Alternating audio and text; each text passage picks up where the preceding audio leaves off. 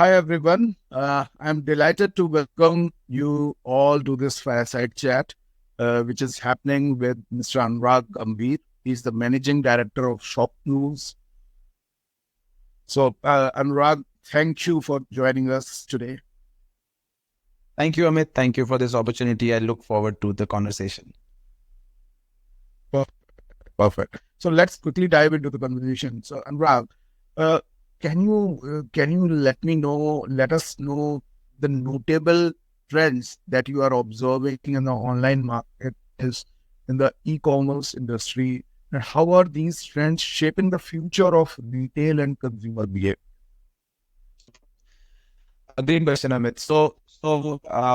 Um, you know, e-commerce as an industry has been around in India. I think from I would say 2010 is the time when, in my mind, I feel that the e-commerce industry started to grow. And while it may seem that e-commerce has been around for a while now, in terms of what is left in the Indian e-commerce landscape is still, there is a lot that still has to happen.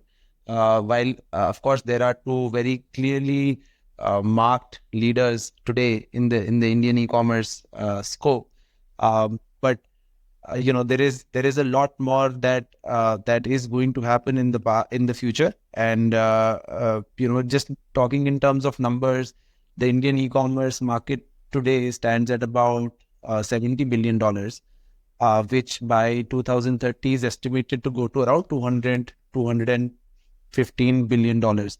So there is a three times growth which is expected to happen in the next 5 to 6 years, and that is tremendous. We look at uh, if we just stop for a second and think about everything that all of us have gone through in an e-commerce journey. There was COVID, which increased customer acquisition tremendously. Anybody who was not willing to come on e-commerce before that suddenly jumped and came to e-commerce because they had to.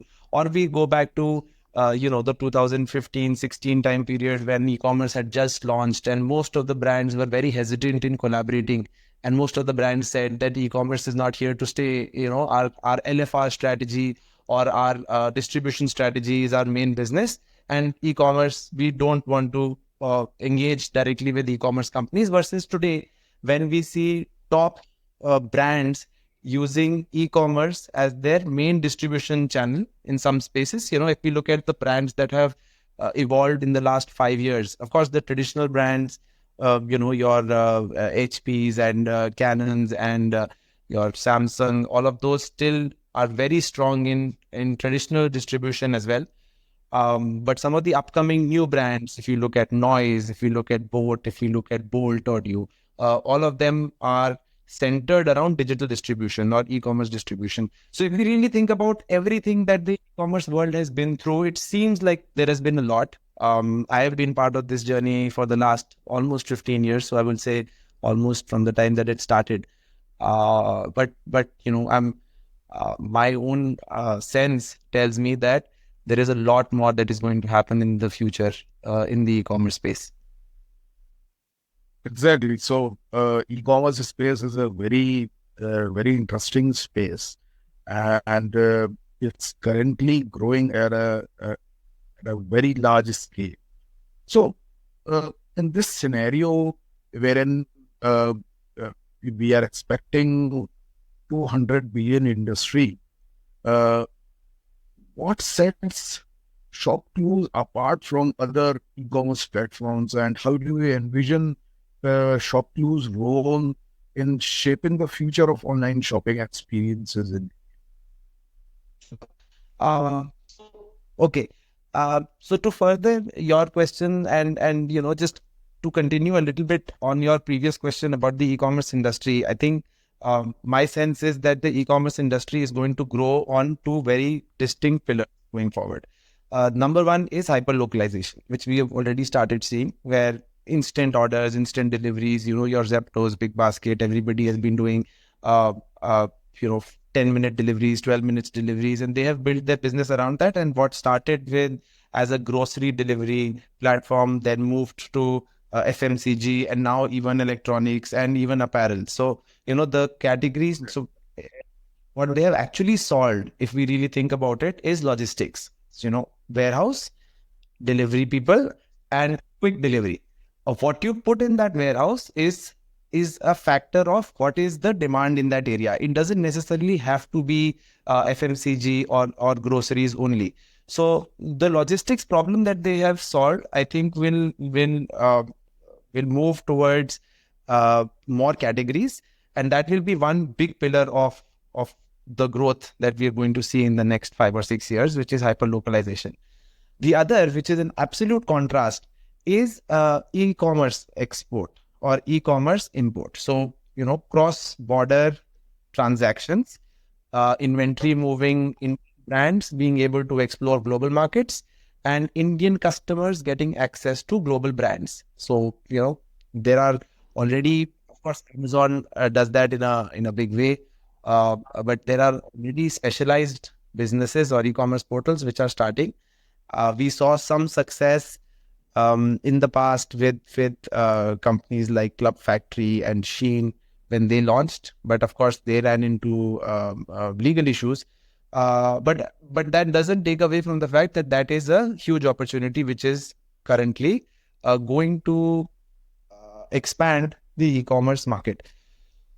So that now brings me to your current question, which is what ShopClues does now. So as part of, ShopClues as its original avatar, when it was the e-commerce company from 2011 when we launched all the way to 2019, was very centered on value segment shoppers in tier 3, tier 4 segments. And what differentiated us during that time was our ability to reach first-time buyers in remote locations. So through our partnerships with 40 courier companies, our pin code coverage was the maximum throughout the country, and we were able to deliver to the remotest parts of the country where we were the only options, and that had been our original problem that we were trying to solve and our differentiator. But in November 2019, we did the deal with Q10 when Q10 acquired ShopClues, and now ShopClues is part of the Q10 group. Let me take 2 minutes to also talk about Q10. Q10 is an e-commerce company which is based out of Singapore. They have a very sizable presence in the Southeast Asian region. So, their strong markets are Singapore, Korea, Japan, and they also have fairly sizable presence in Malaysia, Indonesia, Philippines, Vietnam, and ShopClues now becomes their India office. So as part of the Q10 group, Q10 has also acquired Wish.com recently, and Wish is amongst the most popular and oldest brand names in the e-commerce space, and that gives us a chance to enter the Western side also. So Wish is very strong, has a very strong and sizable customer base in North America, South America, the European countries, and Australia. So if you really look at it, now within the Q10 group, we have individual e-commerce companies which almost cover the entire globe. And ShopClues is going to play a part in taking Indian brands to those customers. So, that's the differentiator. That's the business play that we have. Like I said, I think that e-commerce, export and import, but let me talk about export first because your question is around ShopClues. E-commerce export is going to be one of the big e-commerce related businesses in the next 5 or 6 years. And ShopClues, as through its group company, through its holding company Q10, has an advantage where there are all the countries where we have a strong consumer base, and that's what we've been doing for the last couple of years. We've been taking Indian products and Indian brands to these markets, and we have been getting good response. The differentiation is e-commerce export, which is something the government has just launched, which is when the customer places an order in the international country, we ship the order just in time. Unlike before, where you had to put the products in the country and then do a distribution, we ship it out here once we get an order. So that's what is going to set ShopClues apart in the next 4 or 5 years. Very good. Very good. So you talked about globalization, you talked about cross-border trade. So with the rise of globalization, how do you see the opportunities for cross-border trade evolving in the e-commerce sector, and what strategies can business adopt to capitalize on these? Perfect. Great question, Amit. Uh,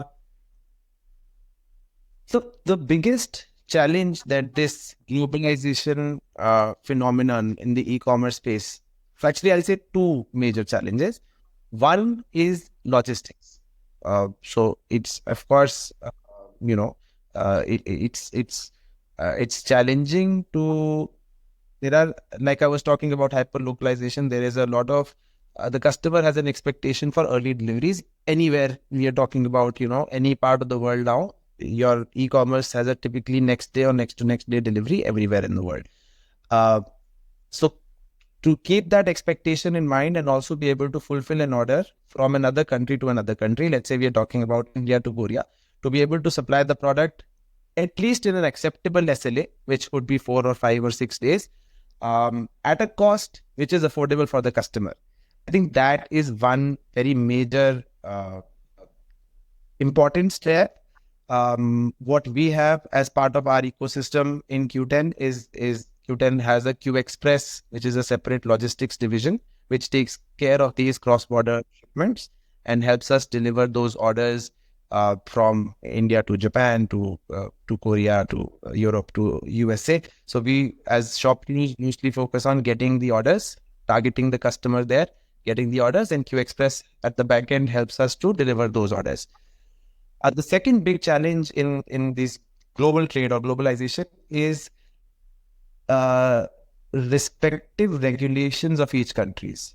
Because unlike it being a domestic transaction where we are shipping something from Delhi to Bombay, where there is only one set of rules within the Indian ecosystem at play, here there are import laws of other countries, clearance regulations, what is allowed, what is not allowed. All of those things have to be kept in mind before promoting any products. So that's the second high level of, I would say, barrier to entry also, but also uh, what becomes the opportunity, because then once you understand these two factors, I think brands can then leverage, um, you know, the e-commerce volume in some of the other more developed countries is far higher, and the potential for reaching those numbers, the opportunity in itself is far higher. Let me also just take one quick second and put another number out there, which is very interesting, very fascinating.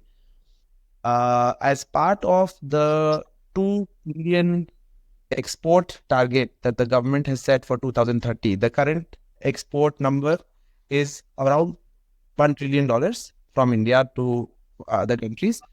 2030, the government has taken a target of $2 trillion as export, which should be 1 trillion services and 1 trillion product. And out of the 1 trillion Indian products that have to go out, they are saying that roughly 200 to 300 billion dollars they want in the form of e-commerce exports. So, and that number today stands at around $3 billion. So we're talking about 100-time growth that the government has set for e-commerce export in the next 5 or 6 years. So, and again, like I was mentioning earlier, the estimated size of the domestic e-commerce market is expected to reach $200 billion. The government is targeting a volume from e-commerce export. So, if we were to reach close to that number, that's phenomenal growth, and some of the top Indian brands become very popular brands in foreign countries, and I think it's a very proud, right, for us to be able to see Indian brands across shelves or across customers throughout the world. India. Very good, very good. So that's an impressive growth, industry growth that we are looking at. So we can see that AI is increasingly being integrated into various aspects of, okay, from personalized recommendations to supply chain optimization. So how do you see AI transforming the e-commerce landscape, and what are some innovative AI applications that are driving business? Yeah. So I think while AI has been the buzzword in the last maybe a year or so regarding everything, my thought on AI has been um, very simple. Basically AI will help us do what we are already doing. Some of the basics that businesses always, there are always basic problems that a business has. Uh, what to sell, how to sell, and that's it. So what do you want to sell and how do you want to sell it? How do you want to sell it? Talks about your supply chain, your end delivery, your sale platform, everything related to demand, and what to sell covers your supply. So I think what AI is helping us solve and helping the industry solve is some of the basic things, like better forecasting of products based on past sales, a better let's say content management. So if you have to translate, like I was saying, if the goal is to bring one brand into multiple countries, you need a real time translation into all of these other languages, which AI can do, extremely accurately. Then there is a style of cataloging that each country has, which is unique to that customer. And what does AI need? AI needs a bunch of training data that helps it decide what is the best content strategy for a particular country. And every e-commerce, I think the one thing that an e-commerce company always has is the abundance of data, and that is what AI needs to kind of evolve and recommend what is the right thing. So in terms of cataloging, language translation, image processing, um, inventory forecasting, supply chain, AI has small use cases everywhere. One of the very unique use case that we have already been using on ShopClues and exists is chatbot. So on a chatbot, which is when a customer comes and raises a query, 70% of our inquiries are now currently being handled by the chatbot on WhatsApp chat rather than having to make an agent sit there. And as this evolves, the AI is becoming smarter to identify subtle changes of tonality in the messaging that a customer is doing, and being able to understand that now the customer seems pissed, and maybe now is the time to either move him to a human agent or just take a decision and say that let's refund it because now the customer is getting agitated. Some of these things can get missed by an actual agent, but as AI keeps evolving, a lot of these things will get captured by the chatbots. So that's another use case of AI. Very good. So let's talk about ShopClues in more detail. So could you share with us ShopClues global and India footprint and some of the key milestones and achievements that have marked your journey as a managing director of Shop? Sure. Like I said, in terms of global footprint, I mean, that is the key highlight for us. What we are trying to do, and have done fairly successfully in the last 12 months. This is a new journey, right? For us, the global e-commerce and e-commerce export is a new journey for us. And in the last 12 months, we've built a sizable, currently at a $12 million a year kind of run rate. But I think we expect it's always the first part, which is the hardest. And we are hoping to reach, let's say, $100 million run rate for e-commerce export by possibly end of this year. And that's a sizable business to be able to take Indian brands to all of these global audiences throughout the world. At an overall level, Q10 Group enjoys a very sizable presence in South Asia, as well as now with Wish coming in North America, South America, and European countries as well. That will give us another boost to be able to ship products there.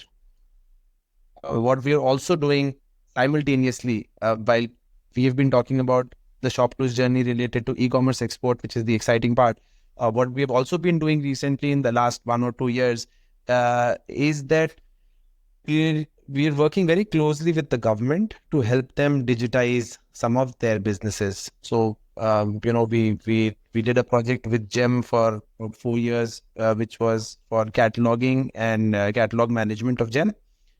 We have also worked on the travel application for the Ayodhya project. So there was a homestay scheme that the Ayodhya team launched, and we launched Holy Ayodhya, which is an app which caters to the tourists who are coming to Ayodhya. They can book homestays and they can book several other information which is available for their hassle-free experience to Ayodhya. We're also in touch with a lot of state departments to take some of their. So we have over the last 10 years, we've built a lot of e-commerce related technologies, which is now available.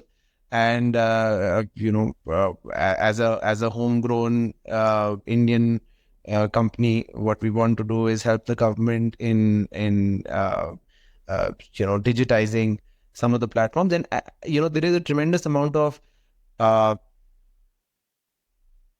in the last 4 or 5 years, in the last actually 1 or 2 years, more than 4 or 5 years, in the last 1 or 2 years, there is a lot of understanding that has been seen when in the government that, they understand that they want to come online now, that they have to help some of their micro SMEs or their artisans or, their self-help groups come online and, cooperatives. So there is a lot of activity on their side to want to come online.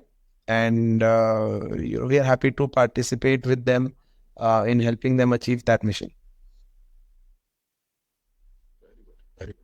So, as the leader of ShopClues, what unique strategies or approaches you have implemented to navigate the ever-changing landscape of the e-commerce industry and position ShopClues for success? Great question, Amit. So, I'm the first to put my hand up and say that ShopClues has seen its fair shares of ups and downs in the past. I think the first important thing to do when I took over was to identify what is the key differentiator that we can set for ourselves.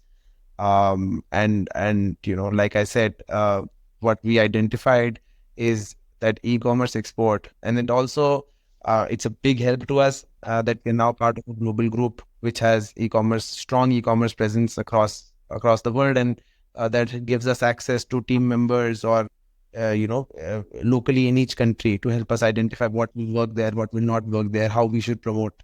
So that that I think that is the unique change that sets apart ShopClues today from other Indian companies. And I think that is a strategic goal for us. Brands are happy to work with us. We're, working on technology solutions which help them go directly global with their brands.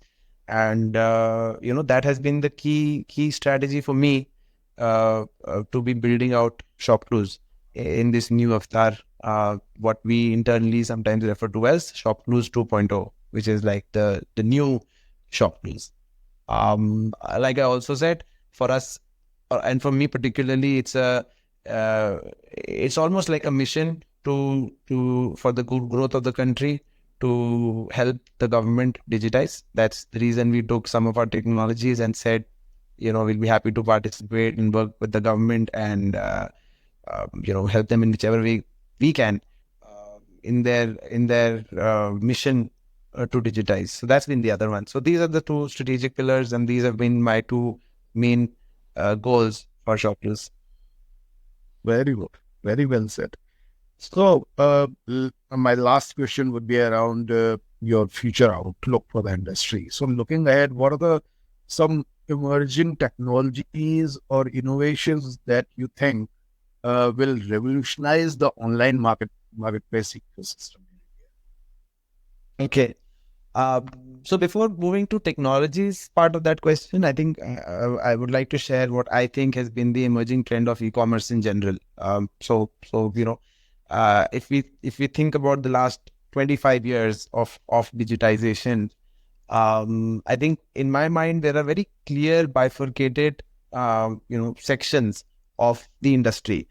Uh, so from the 2000 to the 2010 period, so those 10 years in my mind are the growth of smartphone and social media. So those are the years where, where everybody for the first time experienced what a smartphone is. The smartphone companies became unicorns. Um, the internet on your device, something like internet can come on your phone. People started to realize that. Facebook became popular. What used to be high five and Orkut, in that journey of which social media becomes the top, that happened. People started understanding that, you on your phones you start, you know WhatsApp became popular, and on your phone you're able to wish people. That whole ecosystem was from the 2000 to 2010 period. 2010 to 15 was the period of commerce, when Amazon launched in India, Flipkart launched, ShopClues was in that same period, Snapdeal was there. So e-commerce companies were the ones that took kind of front stage, and a lot of the e-commerce companies became unicorns in this time period. Then 2015 to 20 was the time period of e-commerce support services. So, your logistics companies like delivery, your payment gateways like Razorpay, ShipRocket, all of these companies which support e-commerce in terms of logistics, payments, technology solutions. Those are the ones that became very successful businesses, very sizable businesses, and many of them became unicorns too. 2020 to 25 was the D2C revolution. Where we see brands like Mama Earth, brands like Boat, and we see Shopify become a huge success when people now have understood that they can sell on marketplaces, but they can also create their own websites. And people started creating their own websites and, started promoting on Google and Facebook, and, started doing their own promotions, their own D2C websites. And, we see crazy emerging trends, D2C brands becoming really successful. Now, so from now to your question about future outlook, I think 2025 to 30 is going to be the time for e-commerce exports. Brands which are able to cater to or understand global demands, Indian products that can do well there, create brands in that. Some of them can be, existing brands, Indian brands, which want to expand their markets and move to global markets.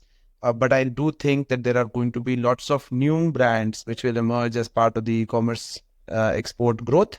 And that's the trend I see in the next 5 years, where there's going to be a lot of movement, a lot of, the industry is going to just take a new shape in the next 5 years, which is going to be e-commerce exports. In terms of technology, like you asked, I think AI is going to be at the helm of it. We already see a lot of, real internally in ShopClues now. We have several meetings with, where different people speak different languages, and it's quite phenomenal to see some of the language translation tools in action. Where I just put my phone on the side. And this is, of course, not a ShopClues product, but I'm just saying the power of technology is that you put your phone on the side and you put it on mic mode, and it is listening to people talking in different languages, and just real time giving us a text of what they're talking about. So of course, AI is going to be at the help of a lot of these things. I mean, if there was one answer to your technology question, I would say e-commerce is going to be, artificial intelligence is going to be right at the center of all of this growth in the next 5 years. But I think as an industry trend, I expect e-commerce exports and exports in general to just really outshine all the other markets in the next 5 years. Very good. Very good. Very well said, Mr. Anuraag. Thank you for sharing your insights with us today.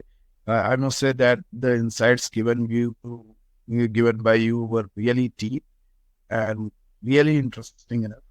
Thank you once again, Anuraag, for being with us, and thank you for our audience for joining. Thank you, Amit. Thank you for having me. It was a great conversation. Thank you. For more updates from CXOTV, please like and subscribe to our channel.